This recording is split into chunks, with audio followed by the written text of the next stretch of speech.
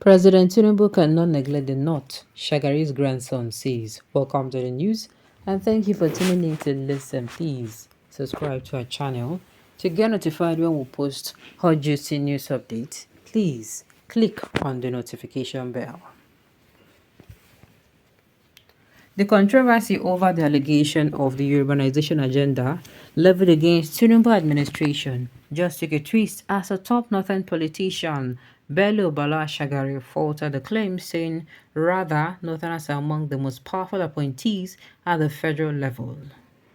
Shagari, a grandson of former President Shehu Shagari, calls the claim of urbanization agenda hearsay. He adds, and I quote, "The truth is, even if everyone the North cannot be neglected in terms of appointment as a result of its political relevance. As far as the eyes can see, Northerners are well grounded in Tinubu's government, as well as other sections of the country. So, it is just hearsay." A group which describes itself as promoting the emancipation of the northern economy, Arewa Economic Forum had accused President Bola Tinubu of ethnic bias in the selection of appointees into crucial positions in the economic sector. The forum said the appointment showed that the president has special consideration for the people from his southwest region, especially those with links to Lagos State. We are afraid to state that a situation whereby the appointees in crucial economic sectors are not only from the southwest but also connected to Lagos axis suggests a deliberate urbanization and legalization of the polity, chairman of the forum, Ibrahim Shehu Yahya, had said. The Human Rights Writers Association, Yoruba, echoed similar sentiment when it said, and I quote, "Key appointments revising the nation's crucial security, judicial, and economic sectors are now unabashedly cornered by the southwest region." Shagari in this interview also addresses many arguments against the policy direction of the Tinubu administration. The former president of the National Youth Council of Nigeria, NYCN, also speaks on the implications of former President Olusegun Obasanjo recurring alarm about the perceived failure of liberal democracy in Africa. Except, as someone who campaigned for President Tinubu, how do you feel about the impression that his policies only succeed in increasing hardship in the land? He replied, "To say that President Tinubu policies have increased hardship in the land is akin to stating that medicine is bitter or that the injections are painful. Naturally, remedies may not always be desirable, but they are not necessary for but they're necessary for wellness. It is too early to pass judgment. Let us allow the medicine to take effect first. After all, the ailment Nigeria is suffering from wasn't contracted on June 12, 2023, when President Tinubu assumed office. The president inherited a substantial amount of baggage from the past administration, and in spite of that, the economy is beginning to recover and investor confidence is restored. But whatever we are going through now is something we must go through sooner than later. So, President Tinubu has saved us from further deterioration and future suffering." They asked, "Some people who argue that it is the same APC that is ruling the country, why should we believe that this administration will be any different?"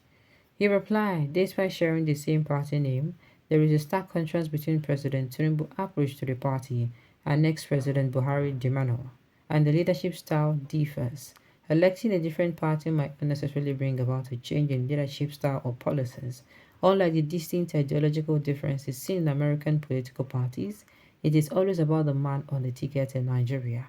President Tinubu's actions convey that he is engaged in a different political approach, and if you look at the Tinubu-led government, you will look at and if you look at the Tinubu-led government, you will see that there are no key persons from the past administration except a few. It is almost completely different set of people. The man is a visionary. He has a goal and knows how to achieve it." They asked, "The assessment in some quarters is that Tinubu's team, including ministers and advisors, do not really inspire hope. From what you have seen so far, are you hopeful?" He replied, "The opposition may always voice contrary opinions, but Tinubu's administration stands out for its unprecedented inclusion of youth and women, embodying a commitment to innovative and inclusive governance. Critics often overlook the result-oriented nature of this setup. Take, for instance, the Minister of Communication and Digital Economy, Bosun Tijani, a former APC critic appointed based on merit and a drive for outcomes. Bosu and I had once had exchanges on Twitter conversation about the all progressive government, but here we are today. Another illustration is Kali Halilu, a 32-year-old heading the National Agency for Science and Engineering Infrastructure, showcasing young talents excelling in their showcasing young talent excelling in their respective fields. There are several others. President Tinubu strategically positioned these individuals in the tech and communication sector, demonstrating leadership through recognizing strengths and assigning appropriate responsibilities. So Tinubu's team not only instills hope but also served as an inspiration. The acts in terms of balancing, then there is a disquiet across the country over what was described as urbanization of appointment by Tinubu. How do you react to this? In reply, he said, frankly, the perception is unavoidable, and that is why, if the former occupants of some particular offices in the past administration were Northerners, and other administration comes, will it be fair to replace them with another fair of Northerners? That is where the problem is. The president was sent somewhere. In my own opinion, the president has even tried. Look at the setup of the service chief, for instance. It was equally distributed, even with the section of the country that didn't really vote for him. While evident equilibrium, his appointments suggest a commitment to fostering inclusivity and fairness.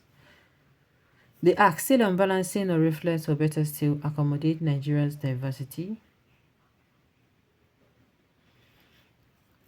Still on balancing to reflect or better to accommodate Nigeria's diversity, would you say Tinubu has been fair to the North in terms of appointments? He replied, some of the most powerful people in Tinubu's government are Northerners. And what does it matter anyway?